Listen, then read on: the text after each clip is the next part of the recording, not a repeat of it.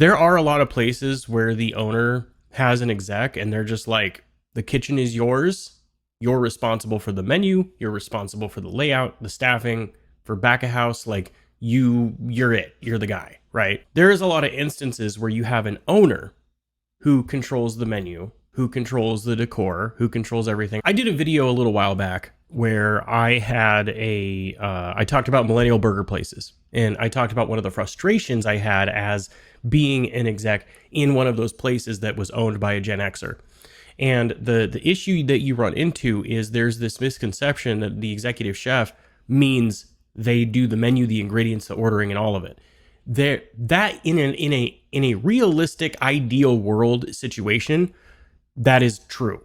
But most of the time, when you have boomers, Gen X, older Gen X, people like in their 50s, stuff like that, when they buy and they own a restaurant, they have a vision, a dream. You know, like I was talking about, like two guys with a dream, and just two crazy guys, you know, they have a dream and a vision for what they want to serve. So if they want fine dining, even if the demographic, the demos in that area have nothing to do with fine dining, like me and my wife will go to a nice restaurant maybe once a year. So you have to, if you're going to do fine dining, you have to do it in an area where you're going to get a lot of those types of people in that will be there for birthdays and anniversaries and stuff like that. Otherwise, maybe what you need is like a casual spot, or maybe something a little more upscale. Like it's good food, but it's just like a little elevated, so people feel more comfortable maybe going there once a month or something like that. What I was getting into though is the issue that you run into a lot of times as an exec is you have an owner that's really bullheaded and says, I want it this way, it's going to be that way. You're going to make the food that I tell you to make. You're going to order these ingredients because they're cheaper, even if you think that you should order these other ingredients because they're fresher, and you end up with this conflict.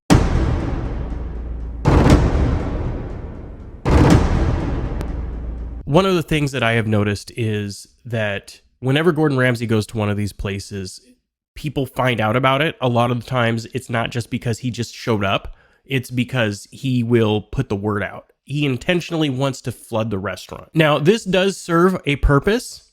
The main purpose this serves is, can the restaurant handle a busy rush? They probably tell the restaurant ahead of time, hey, there's going to be a huge group of people coming in during one of these nights, blah, blah, blah, blah, blah. So one of the issues that I have is that if they are told ahead of time that they did not prepare properly for that kind of event, you could easily do that by having the kind of product you need. You could have certain specials because people will be more likely to order something that's a little easier. You know, like, okay, that pulled pork sandwich, for example, you could do for some other restaurant, you could do an elevated pulled pork sandwich. The pulled pork, as long as you make it ahead of time and you have enough of it, it's slap it on some bread, throw some ingredients on it, pop it in the window. The most amount of time it's going to take is the stuff for the fries. You can hot hold the pulled pork in the Alto Sham, for example. Maybe you have some, maybe do some like whiskey smoked onions. You could, I'm not really a big fan of throwing cheese on there in addition to the pork, but you could have it on the side, or maybe do some, maybe some pepper jack if you want. I don't know. Whatever you guys want to do. But my point is, simple pulled pork sandwich, grilled bread, French fries, charge whatever it is, make it a special, have the servers push it, and you could free up a lot of space in the kitchen for them to focus on other things. So that's if Ramsay actually tells them about it. Now, if they catches it off guard, because a lot of these are older episodes, so some of them might not understand how busy it's actually going to get. One of the problems I actually have with the show is that they tend to do this almost as a way of like showing like, look how bad the restaurant is. When it gets busy, they can't handle it. But if any restaurant on a Tuesday night had triple or quadruple the amount of people that they normally have for that Tuesday or that Wednesday, it's going to be a shit show. I guarantee it, no matter where you go. The only exception to this is living down in Texas, is you have Texas Roadhouse and Bubba's. And the parking lot is full all the time, no matter where you go. So they're used to that kind of level of business. But a local place like this, they're not expecting anything like that. So you kind of end up in these situations where it's like, on the one hand, like, yeah, I understand. I can guarantee you the formula of the show is the restaurant gets busy, they can't handle the rush, and then they get all torn apart afterwards and they feel like crap and they had a horrible night.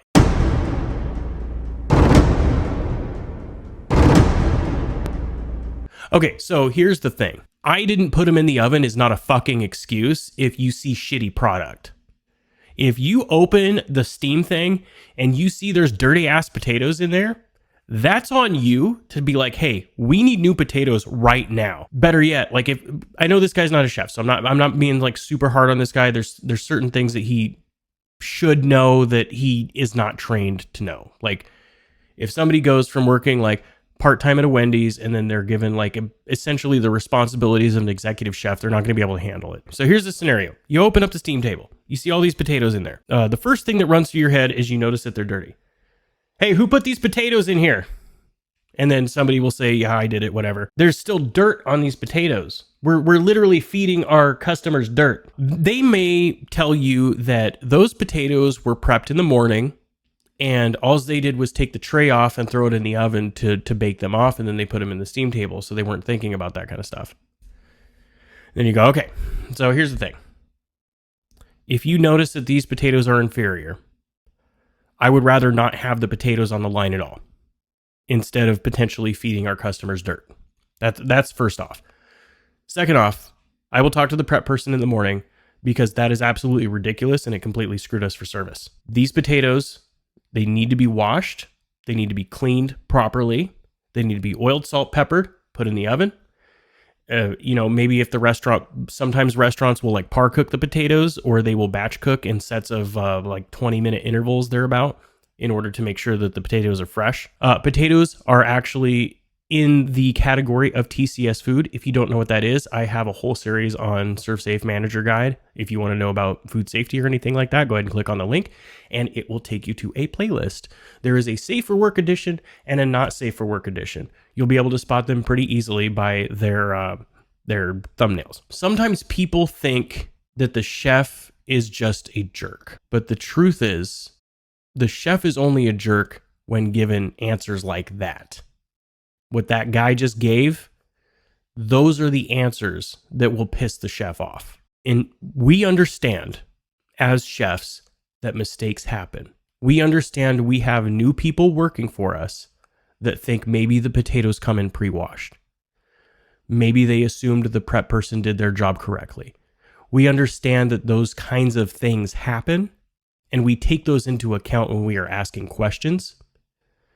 So if somebody notices that the potatoes are dirty and they make the conscious decision to take those dirty potatoes, cook them, and then put them in the Steam table, that thought process, we see that thought process, and that's what makes us pissed off.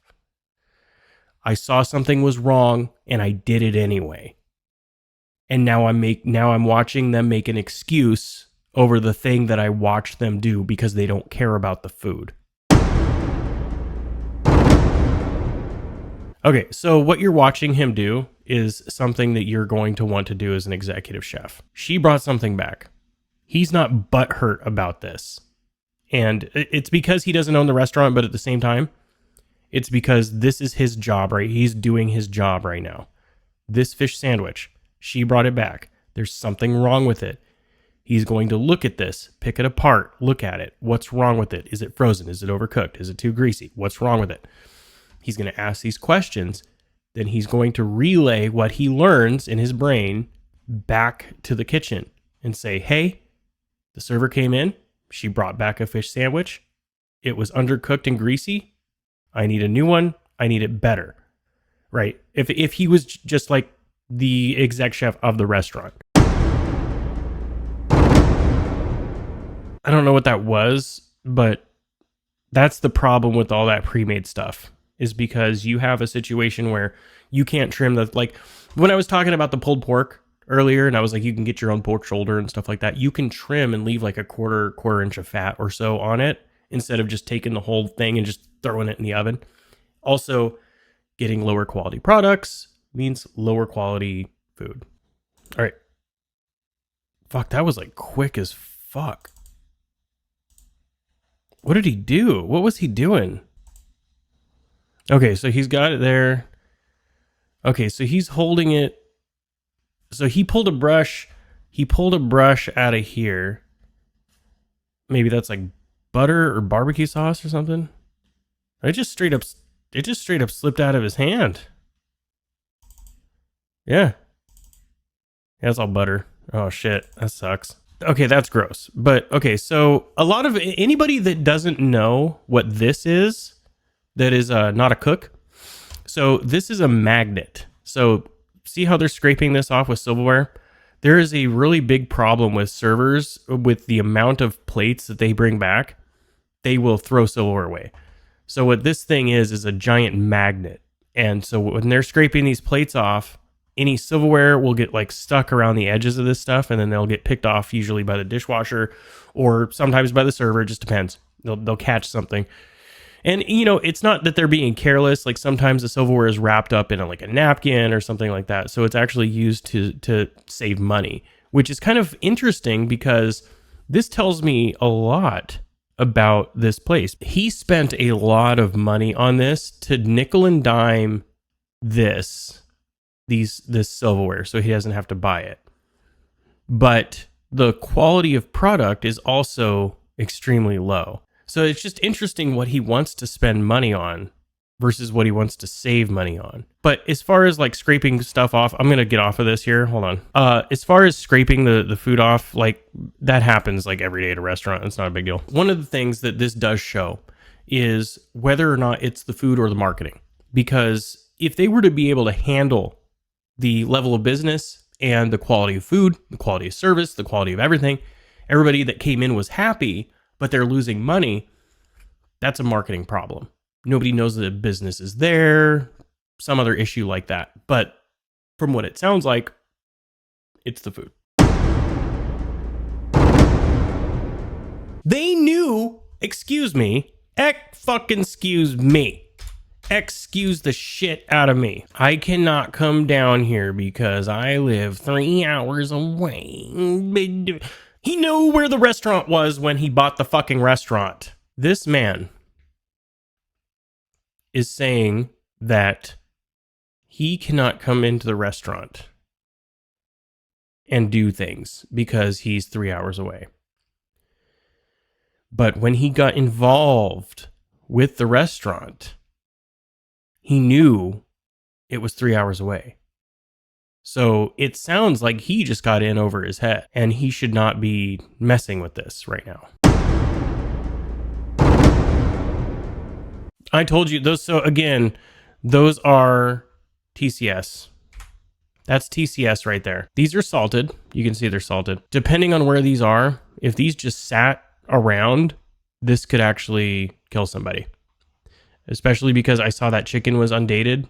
This is probably also undated. These would not, you don't save baked potatoes. You bake them, you use them as much as you can, you throw them away. They are not super expensive, so I don't understand why we're saving an entire bin of baked potatoes.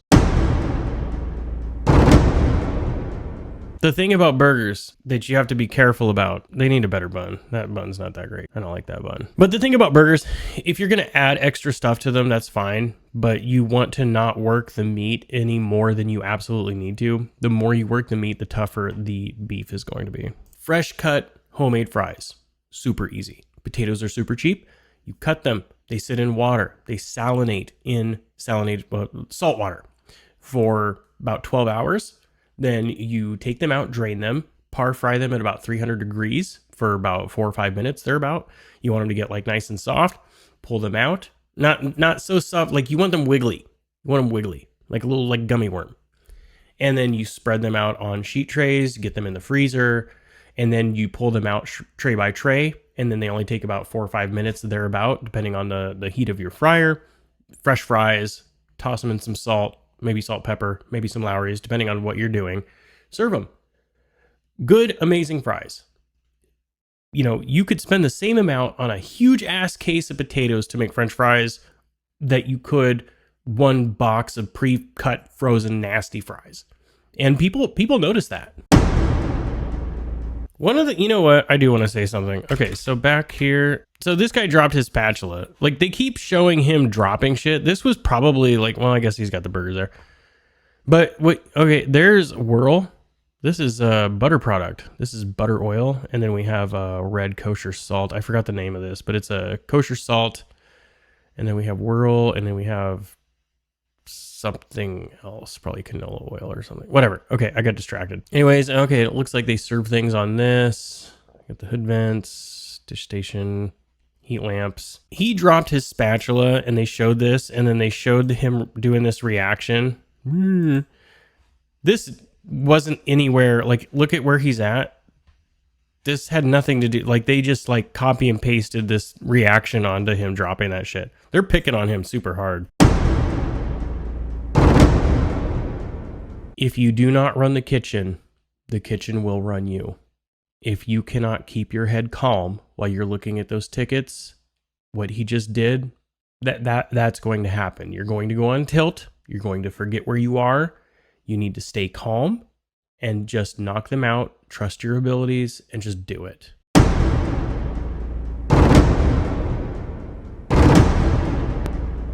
Yeah, so what I was talking about with also the other thing I was talking about with the Millennial Burger Place is that this is the problem with offering and encouraging doneness on burgers. If you're not set up for it and people aren't properly trained on how to do it, if you don't have a setup and a system for it, that's why I said offer them at 155. And if you have a guest that is insisting, I would really like a burger at 135, make it at 135. As long as you have the proper disclaimers out, because you do need disclaimers on the menus or somewhere conspicuous. But the reason why you don't have the servers automatically go and ask, and how would you like your burger done, is because of what exactly is happening right here, right now. So the way that the system is going to work is you have rows of burgers.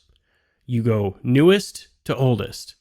So you know that the newest burgers are over here, the oldest burgers are over here. So that means when you place them on the grill, you place them right to left. So you have the new burgers that you place down are going to be over here on the left side. The well done burgers are going to be over here on the right. The closer to rare burgers are going to be over here on the left. And as long as you can keep that system, you'll be able to maintain well done, medium well, medium, rare, whatever. You can organize them on the flat top, whatever you got to do. But if you don't have a system in place and you're not trained for that, then what exactly just happened here, that's going to happen every single time. Okay, so when he just said, for anybody that isn't a chef or a cook, when he said 86 burgers, this was a burger special. So there was only so many of these burgers available, and now those burgers are gone. People are going to have to start ordering other stuff off the menu. There might be somebody out there in the audience that is saying to themselves, well, if some are coming back overcooked and some are coming back undercooked, why can't you take the overcooked burgers and just swap them out and then take the ones that are less cooked and put them? It's because the food went out to the table. Once the food leaves the kitchen, you're done. You don't know what happened to that food once it left, and there is too much of a risk of contaminating somebody else by, swapping around burgers like it's some kind of card game or something like that. You cannot do that.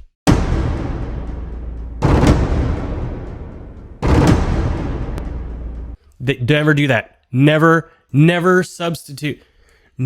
You're better off just like, we fucked up, we don't have it. They're out of buns, they're out of burgers. They're gonna give the customer something that's trash, and they're gonna pay for it. I guarantee it. They're out of fries too. They didn't order enough product. That's a lot. Never lower your standards. At the very minimum, they could have at least grilled the frickin' bread. That is such a joke, bro. That is such a joke. Look at that. What are you doing? Oh my God. You tell them that they're out, ask them if they want something else. Like, you don't look at that is totally justified. And look at him. He's like, what in the hell am I looking at right now? So they waited forever, and they were probably, this is what I'm talking about, man. This is what I'm talking about. Look at her face. We don't know why she's out here. Is it her birthday? It's probably not an anniversary. Probably something nice. They thought, oh, I'll go somewhere where Gordon Ramsay is. And her night is now ruined.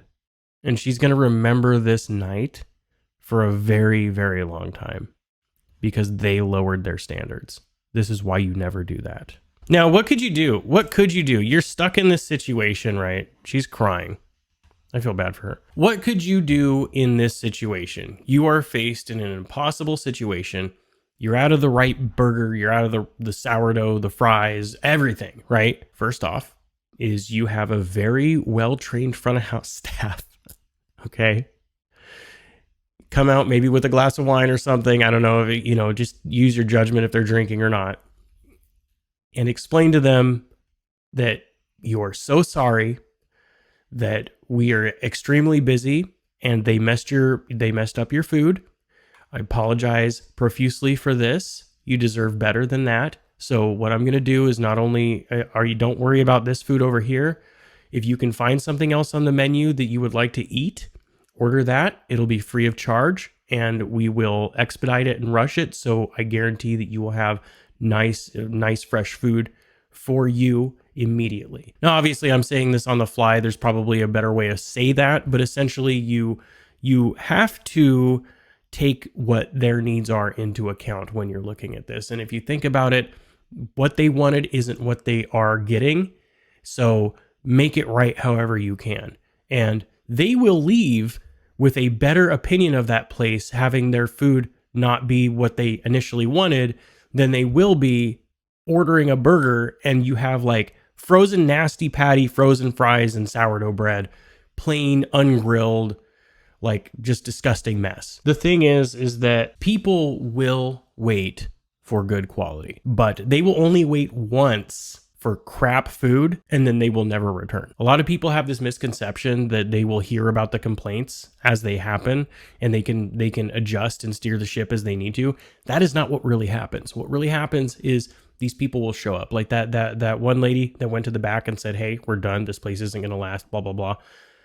That is 1% of the population that are honestly like, "I'm here to help you. I did not like this. This is what you can do to fix it." You will either have people like 5-star best thing I've ever had, or they look for something to complain and they bitch about it on Yelp.